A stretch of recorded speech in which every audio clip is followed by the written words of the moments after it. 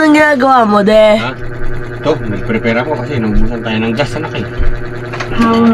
Ito ako, gagawa muna tayo ng DIY kalang ngayon. Ha? Maluluto ba ang ating ulam dyan? Meron yan, maluluto yan. Gagawa ako ha.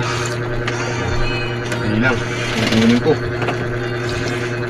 Okay, naubusan tayo ng gas eh. Oo, yan o, naubusan ng gas. Tignan mo, ito ha. For professional only to ha. Huwag mong gagayahin ha. Yan.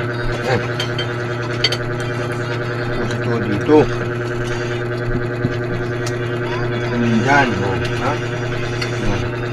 Okay na, umiinit na. O. Yan.